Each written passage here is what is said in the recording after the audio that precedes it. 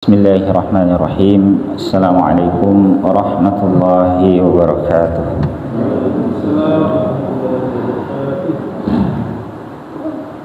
Innal hamdalillah nahmaduhu wa nasta'inuhu wa nastaghfiruh wa na'udzu billahi min shururi anfusina wa min sayyiati a'malina.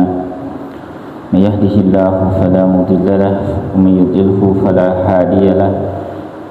أشهد أن لا إله إلا الله وحده لا شريك له وأشهد أن محمدا عبده ورسوله لا نبي ولا رسول بعده اللهم صل وسلم على هذا النبي الكريم وعلى آله وصحبه أجمعين ومن تبعهم بإحسان إلى يوم الدين أما بعد. Bapak Ibu jamaah sekalian yang dirahmati Allah Ta'ala, alhamdulillah kita terus bersyukur atas limpahan nikmat yang tidak henti-hentinya Allah anugerahkan kepada kita semua, dimana pada malam hari yang berbahagia ini Allah Ta'ala menghimpun kita dalam satu majelis yang sangat istimewa yang disebut oleh Nabi Sallallahu Alaihi Wasallam sebagai bagian dari Riyadul Jannah, bagian dari taman-taman Jannah. Dan ini perlu betul-betul untuk kita syukuri, karena ini nikmat yang istimewa. Nabi Sallallahu Alaihi Wasallam menuntunkan kita, idza marartum biryadil jannati farta'u, jika kalian melewati taman-taman jannah, taman-taman surga itu, maka bersenang-senang, nikmatilah. Ketika ditanya qila wa maryadul jannah, apa taman-taman jannah itu, maka beliau sallallahu alaihi wasallam menjelaskan, ini itu adalah majalisul zikr, majalisul ilm. Ini majelis yang di dalamnya disebut nama Allah Ta'ala, majelis yang di dalamnya dikaji tuntunan-tuntunannya dan seterusnya. Dan di dalam majelis ilmu rahmat Allah tercurah. Mungkin kita tidak menyadari, tapi sebetulnya meski kelihatan di majelis kita ini hanya beberapa orang yang hadir, namun Nabi Sallallahu Alaihi Wasallam pernah menyampaikan dalam majelis ilmu itu, hafat alaihimul malaikatu bi ajnihataha, malaikat menyesaki mereka, penuh sesak, membentangkan sayapnya, mendoakan orang-orang yang berada di dalam majelis tersebut, mendoakan rahmat dan seterusnya. Ridho bima yatlub, karena ridho terhadap apa yang dituntut, ini menuntut ilmu. Nah, ikhwahillah rahmatullahi alaikum,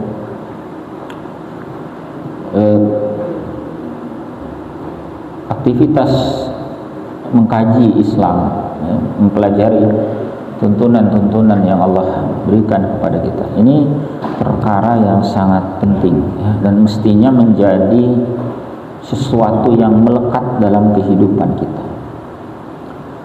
Kaum muslimin itu secara individu haruslah menjadi sosok yang mencintai ilmu.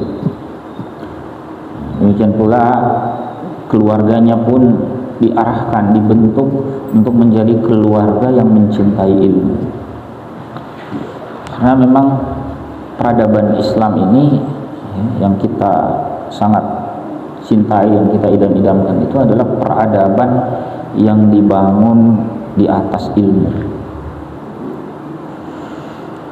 Kalau kita renungkan, misalnya tentang wahyu pertama yang diturunkan kepada Nabi kita Sallallahu Alaihi Wasallam, menjadi penanda diutusnya beliau sebagai Rasulullah Sallallahu Alaihi Wasallam, itu tidak jauh dari perintah belajar.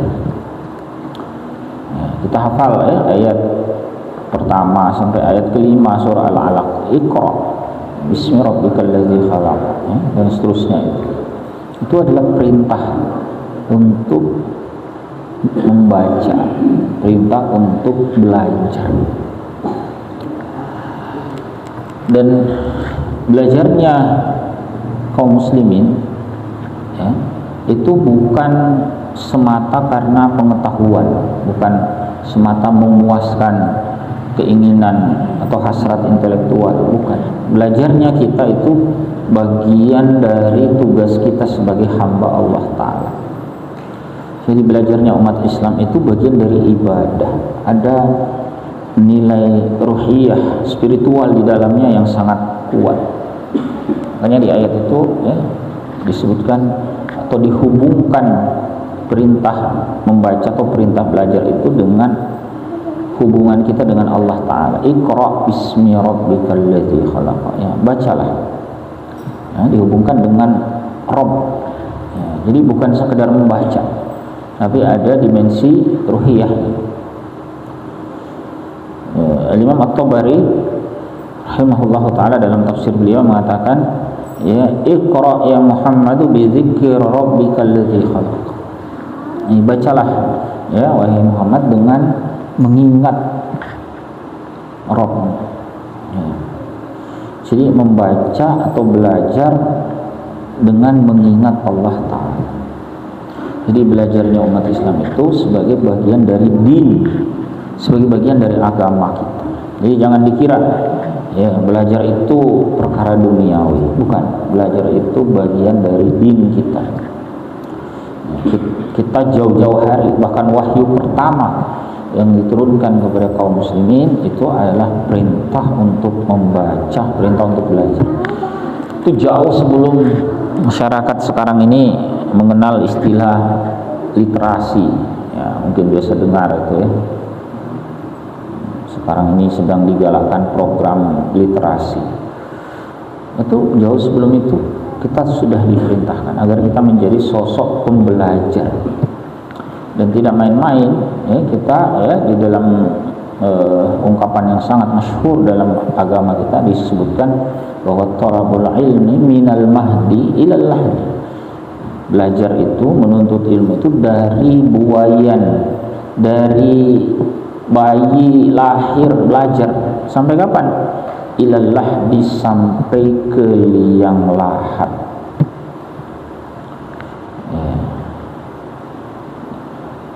Atau kalau ungkapan Imam Ahmad bin Hanbal rahimahullah ta'ala yang terkenal, beliau katakan ma'al mahbarati ilal maqbarah, belajar terus sampai ke liang kubur. Jadi belajar tanpa henti. Maka keliru kalau ada sebagian umat Islam merasa, oh saya sudah selesai kuliah, sudah selesai belajar, saya sudah umur 30, 40, 50 selesai belajar. Yang belajar itu anak-anak. Keliru. Kaum muslimin adalah umat yang terus belajar tanpa henti. Sampai kapan? Terus sampai Allah Ta'ala memanggil kita pulang ya. Karena memang kemuliaannya Masya Allah luar biasa ya. Sering kita bahas tentang, atau sering disampaikan oleh para da'i kita tentang keutamaan menuntut ilmu ya, keutamaan belajar ya, banyak. Salah satunya misalnya yang masyhur adalah hadis Nabi sallallahu alaihi wasallam, man salaka tariqan yaltamisu fihi ilman sahalallahu lahu tariqan ila jannah. Siapa menempuh satu jalan, dia berpayah-payah, dia berlelah-lelah dalam belajar, dalam menuntut ilmu, maka hakikatnya ya, Allah Ta'ala akan mudahkan baginya jalan menuju jannah ya.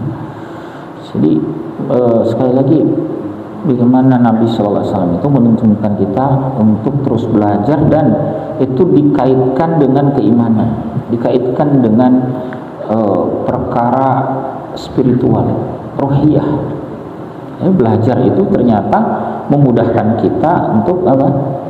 Untuk menuju jannahnya Allah Ta'ala, mudahkan jalan kita menuju surga ya. Jadi bukan sebagaimana motivasi belajar orang-orang yang sekuler misalnya ya, misalnya belajar itu biar bisa dapat pekerjaan misalnya. Untuk apa belajar, untuk apa sekolah? Biar nanti setelah sekolah, setelah kuliah lulus mudah dapat pekerjaan, karirnya bagus, penghasilannya besar. Bukan seperti itu.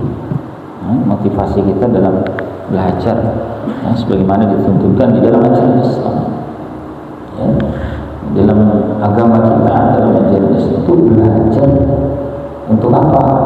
Ya, untuk memudahkan kita mendapatkan jannah, mendapatkan keridhaan Allah Ta'ala. Ya, apalagi berkaitan dengan ilmu yang kita butuhkan dalam beramal.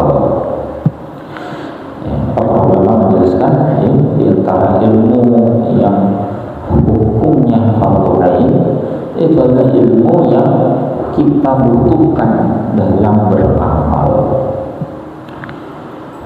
Misalnya setiap hari kita diperintahkan oleh Allah Ta'ala untuk melaksanakan sholat, maka ilmunya harus kita miliki. Dan sampai misalnya sudah 50 tahun sholat, 60 tahun sholat, tapi tidak mengerti bacaan sholatnya itu bagaimana. Jadi ketika sholat itu mirip dengan orang yang setor hafalan tapi tidak memahami maknanya. Dia baca doa iftitah misalnya, tapi tidak paham apa itu doa iftitah. Padahal itu bacaan atau doa yang istimewa. Misalnya kita baca ya, di antara doa iftitah yang masyhur misalnya ada ungkapan inna sholati wa nusuki wa mahyaya wa mamati lillahi rabbil alamin. Banyak yang membaca ini tapi tidak paham. Itu maknanya luar biasa. Inna sholati, sesungguhnya sholatku, wa nusuki, ibadahku, wa mahyaya wa mamati, bahkan hidup dan matiku, lillahi rabbil alamin, persembahkan kepada Allah penguasa semesta. Itu ikrar yang luar biasa sebetulnya. Kita berikrar di hadapan Allah Ta'ala setiap kali kita melaksanakan sholat. Bayangkan kalau kita sholat tapi tidak paham artinya, akhirnya ya, sholat selesai tapi kosong, nyaris tidak ada isinya, tidak mengokohkan keimanan kita kepada Allah Ta'ala. Akhirnya sholat menjadi sekedar rutinitas, sesuatu yang dikerjakan kalau tiba waktunya dikerjakan, tapi minim kekhusyuan, tidak ada penghayatan. Akhirnya kualitasnya nyaris tidak ada. Ya, maka hal-hal semacam ini perlu ya, kita perbaiki dengan apa? Dengan belajar. Ya. Dan sampai misalnya ada yang sudah puluhan tahun masuk Islam belum mahir membaca Al-Quran. Ini memprihatinkan. Masih banyak umat Islam di Indonesia ini belum mahir membaca Al-Quran. Ada survei yang pernah disampaikan tuh, ya, lebih dari 60% umat Islam itu tidak lancar membaca. Bayangkan, membaca saja tidak lancar. Bagaimana pula memahami, ya, mengkaji tuntunan-tuntunannya, menjadikan Al-Quran sebagai pedoman kehidupan, itu masih jauh sekali. Kamu membaca saja nggak bisa. Dan jangan dikira yang belum mahir membaca Al-Quran ini misalnya orang-orang yang tidak sekolah atau orang-orang yang tinggal jauh di pelosok. Bukan. Bahkan yang sekolah, yang kuliah sudah sarjana, kan titelnya banyak, S1, S2, S3 banyak, baca Quran belepotan. Jadi jangan dikira hanya orang yang tinggal jauh dari kota di pelosok saja yang susah baca Quran. Yang tinggal di kota pun banyak yang tidak bisa baca Al-Quran dengan benar. Jadi banyak sekali tugas kita, ya. Maka sungguh disayangkan kalau umat Islam itu meninggalkan tuntunan yang sangat penting ini, yakni belajar. Ya, jangan berhenti belajar. Ya. Meskipun kita sudah tidak muda lagi, ya, terus sampai kapan berhenti belajar? Sampai Allah Ta'ala memanggil kita. Dan alhamdulillah kita, ya, di antara nikmat yang Allah berikan kepada kita di zaman sekarang ini, majelis-majelis ilmu itu sudah mulai banyak bertebaran di berbagai media. Kalau Bapak Ibu masih ingat tahun-tahun 80-an, 90-an, itu di masyarakat itu yang namanya majelis ilmu itu minim sekali. Bahkan di banyak daerah itu kalau disebut pengajian itu biasanya ya, tahun 80-an, 90-an hanya di hari-hari besar ada pengajian. Kalau Maulid, Isra Mi'raj, apalagi ya, momen-momen seperti itu. Nah, di masa sekarang alhamdulillah majelis ilmu itu banyak. Ya, bahkan di daerah-daerah yang jauh dari kota pun sudah mulai bertebaran majelis ilmu. Ya, ada kajian-kajian ya, tentang Al-Quran, tentang hadis, ya, tentang sejarah Islam, ya, tentang masalah-masalah keumatan yang lain, banyak.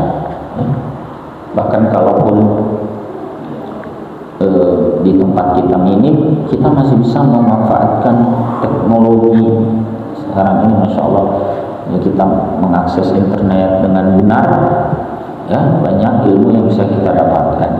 Para dai, ya, orang-orang yang berilmu, ya, itu banyak menyampaikan kajian-kajian mereka di berbagai media, di sosial media misalnya, ya, di internet itu banyak sekali. Nah, maka nikmat ini perlu kita syukuri. Dengan apa? Ya, dengan semakin sungguh-sungguh belajar. Jangan malas, ya. Jangan merasa cukup dengan yang sudah dimiliki. Karena ternyata kalau mau direnungkan, yang kita miliki itu kan minim sekali. Minim sekali. Masih terlalu banyak yang belum kita pelajari. Nah, kita sering misalnya ini, saya kasih contoh, misalnya kita sering berkata, mari kita kembali kepada Al-Quran dan As-Sunnah, misal itu ungkapannya. Coba kembali kepada Al-Quran dan As-Sunnah itu berarti mengharuskan kita mempelajari Al-Quran, mempelajari As-Sunnah, sehingga kita mendapatkan tuntunannya agar bisa kita amalkan. Nah, gimana kembali kepada Al-Quran dan As-Sunnah? Mengkaji Al-Quran jarang, bahkan membaca saja tadi masih belepotan, apalagi ikut kajian tafsirnya, memahami kandungan-kandungannya jarang. Atau misalnya kembali kepada As-Sunnah, melihat kitab hadis saja nggak pernah. Si banyak umat Islam belum pernah lihat Sahih Bukhari gitu. Kitabnya, kitab Sahih Bukhari pernah lihat, Sahih Muslim pernah lihat, Sunan Abu Dawud pernah lihat. Masih banyak di antara umat Islam alih-alih belajar, lihat kitabnya saja belum pernah. Terus gimana belajar? Bagaimana dengan slogan kembali kepada Al-Quran dan As-Sunnah kalau tidak serius belajar? Apa yang mau diamalkan? Sebab kita baru bisa mengamalkan kalau punya ilmunya. Makanya sering disampaikan ilmu qabla al-amal, ilmu dulu sebelum beramal. Kalau tidak ada ilmu beramal bisa kacau. Ada orang semangat bangun subuh-subuh, semangat Ustaz. Jangankan 2 rakaat, 20 rakaat sholat subuh pun saya bisa. Nggak usah kerja 20, kerja 3 rakaat saja udah salah. Bukan masalah semangatnya, bukan. Jadi apakah selaras sesuai dengan ilmu? Nah, mau amalnya banyak, kalau salah masalah. Semangat luar biasa, tapi sholat subuhnya kebanyakan, bukan dapat pahala, dosa. Ya, maka perlu ilmu yang benar. Ya. Jadi ilmu qabla amal, berilmu sebelum beramal. Ya. Maka cek amaliyah kita, apakah sudah dilandasi ilmu? Ya, kalau belum, mari kita benahi. Insya Allah waktu masih ada, selama Allah Ta'ala memberi kita kehidupan, kita masih bernyawa, maka selalu terbuka kesempatan belajar. Ya, sungguh-sungguh, mudah-mudahan dengan belajarnya kita secara sungguh-sungguh, ya, semangat kita yang luar biasa untuk mengkaji Islam, mempelajari tuntunan-tuntunannya, semangat kita mengaji itu lalu Allah berikan kita keutamaan, Allah mudahkan jalan kita menuju jannah. Baik, jamaah sekalian, Bapak Ibu yang dirahmati Allah Ta'ala, ya, itu dulu sedikit pengantar, ya, berkaitan dengan pentingnya kita menuntut ilmu, tentang pentingnya belajar. Ya, mudah-mudahan bisa dipahami dengan baik, ya, semakin mengokohkan keimanan kita dan kualitas amal. Ya. Kalau ada hal-hal yang ingin didiskusikan, ya, atau mungkin ada yang mengganjal, yang kurang jelas, kita bisa pertajam di sesi dialog. Ya. Insyaallah kita ada waktu cukup lapang hingga isya. Ya. Saya persilahkan kalau ada, ya, atau ada hal-hal yang kurang jelas, ya, silakan.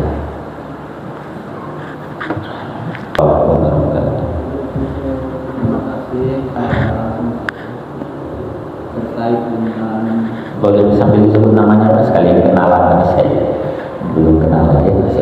Pak Wan. Pak siapa? Mas Wan. Pak Mas Wan, silakan Pak Mas Wan. Terkait dengan materi kita tentang hari ini tentang tolabul ilmi atau wajibnya untuk ilmu, saya sangat menarik. Cuma kita melihat fenomena sekarang, di sisi lain ada baiknya yang disampaikan Ustaz tadi. Jadi konten-konten ilmu itu sudah mudah didapat di media-media. Namun umat hari ini dijadikan ragu, bahkan juga akhirnya malas dengan adanya dari konten-konten dakwah yang umat Islam sendiri itu bertentangan. Kalau yang ulama yang belum terlalu populer mungkin, ya. Tapi hari ini seperti misalnya fenomena guru gembul misalnya, itu hari ini walaupun sudah ada yang jelaskan, tetapi kemudian bisa jadi ada umat malas akhirnya. Ini malah bagaimana kita orang yang bodoh, orang yang pintar saja saling menyalahkan. Untuk mengatasi ini bagaimana Ustaz? Terima kasih. Assalamualaikum warahmatullahi wabarakatuh.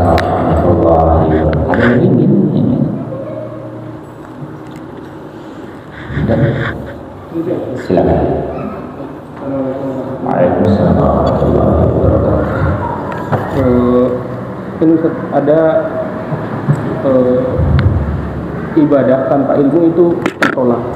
Nah, bagaimana Ustaz ketika orang yang rajin ibadah, rajin sholat, tapi ilmunya itu tidak tahu, apakah itu juga tertolak Ustaz? Dengan ibadah-ibadah lain juga seperti itu Ustaz.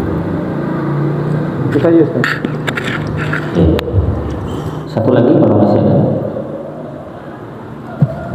ibu-ibu juga boleh kalau ada yang mau ngasih. Kalau ada.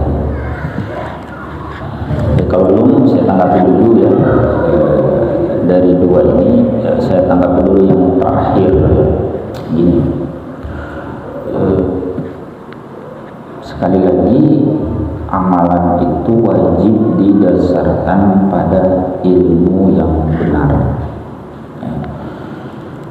Bukan kita meremehkan amal, bukan. Jadi jangan sampai muncul pemahaman juga yang penting berilmu dulu, amalan nanti. Bukan begitu, ya. Itu juga bentuk kekeliruan yang perlu kita luruskan. Jadi amalnya banyak, sungguh-sungguh, tapi juga didasarkan pada ilmu. Keliru kalau beramal tanpa ilmu atau punya ilmu tapi tidak beramal, itu keliru semua. Ya. Bahkan orang yang punya banyak ilmu tapi tidak mengamalkan ilmunya, ini bertanggung jawabannya berat di akhirat. Ya. Apalagi kalau dia ngajak orang, dia sendiri menyelisihi ilmunya. Mari Bapak Ibu kita rajin baca Quran, dia sendiri malas. Mari Bapak Ibu kita rajin sholat malam, dia sendiri malas. Mari Bapak Ibu kita rajin ngaji, mengkaji Islam, dia sendiri diajak kajian malas. Nah ini bahaya. Jadi dua-duanya perlu kita koreksi. Yang beramal minim ilmu, yang berilmu minim amal. Ini dua-duanya dikoreksi. Yang benar adalah beramal berlandaskan ilmu, berilmu membuahkan amal. Nah, jadi bahkan mestinya orang yang berilmu dialah yang terdepan dalam beramal. Kenapa? Karena ilmunya dia paling punya, maka mestinya berkaitan dengan amal dialah yang terdepan. Ya, gitu ya. Nah, jadi apakah amalan yang tidak disertai ilmu itu tertolak? Ya bisa tertolak kalau bertentangan dengan ilmu. Ya, kalau kebetulan cocok, alhamdulillah. Tapi kan kita tidak mau beramal kebetulan. Kita mau betulnya itu betul-betul sesuai, bukan karena kebetulan. Dia sholat subuh kebetulan, sholat subuhnya 2 rakaat, ketepaan, kebetulan benar gitu. Nah, kita tidak mau beramal gitu. Jadi kita sholat subuh 2 rakaat. Kenapa? Ya karena memang kita tahu tuntunannya 2 rakaat. Nah, gitu ya. Jadi beramallah dengan ilmu. Ya. Kemudian berkaitan dengan konten, ya betul tadi saya sampaikan bahwa di antara wasilah kita menuntut ilmu sekarang ini ya melalui media yang ada di zaman kita ini, ya, internet misalnya. Tapi perlu juga kita pahami bahwa kita perlu hati-hati karena ternyata tidak semua yang bisa kita akses itu benar. Nah, maka kita perlu apa? Ya perlu punya guru yang jelas sehingga guru kita membantu mengarahkan siapa yang cocok atau layak diambil ilmunya, siapa yang tidak. Gitu ya. Jadi kalau satu waktu ketemu konten, oh ini bagus apa enggak? Tanyalah kepada orang yang berilmu. Loh, itu bagus tuh ulama yang lurus, dai yang saleh, ilmunya benar. Nah, maka kita ambil ilmu dari beliau. Ya. Paham ya? Nah. Kemudian juga penting menjadi catatan bagi siapapun yang sering mengupload konten. Ya, ini kan zaman sekarang ini kan zaman konten zaman sekarang ini. Ya. Bapak-bapak itu demam konten sekarang, ibu-ibu juga demam konten. Alhamdulillah kalau kontennya berfaedah. Kadang-kadang konten sampah juga ditampilkan. Benar, hal yang tidak berfaedah saja kita dilarang. Apalagi kalau mengajarkan keburukan. Tidak berfaedah itu maksudnya ia tidak mendatangkan pahala tapi tidak mendatangkan dosa juga. Tapi kan buang waktu. Bayangkan ada konten itu beberapa waktu lalu populer, judulnya apa? 2 jam nggak ngapa-ngapain. Pernah lihat konten itu? Kontennya 2 jam, judul kontennya 2 jam nggak ngapa-ngapain. Bener, orangnya itu hanya di depan kamera 2 jam. Coba berfaedah nggak itu? Hanya direkam 2 jam, ngapain? Dia nggak ngapain, duduk doang, bengong, sepatah kata juga nggak ada yang diucapkan, hanya ada 2 jam. Coba, kira-kira goblok mana yang bikin konten apa yang nonton kok kayak gitu? Coba itu, sampai sekarang tuh masih bisa dilihat. Yang nonton tuh jutaan orang dengan jam tayangnya juga sangat panjang, atau berapa ribu jam tuh dinonton orang. Sudah ditayang selama ribuan jam. 2 jam nggak ngapain, bener, ngapain dari awal sampai akhir. Coba yang begini saja mungkin tidak mendatangkan dosa, mungkin kan, tidak mengajarkan kemaksiatan aja. Tapi minimal ini buang-buang waktu, buang-buang kuota, sia-sia. Apalagi kalau kontennya maksiat, mengajarkan keburukan. Jadi yang tidak berfaedah saja itu mestinya kita hindari, ya.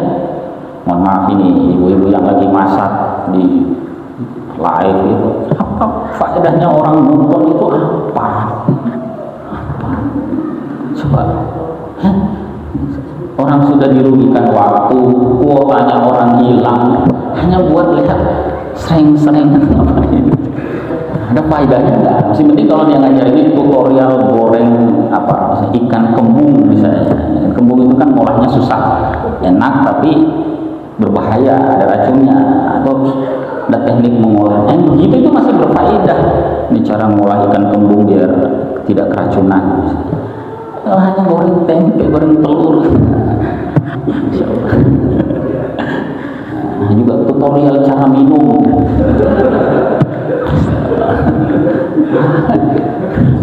Jadi bayangkan itu tidak berfaedah.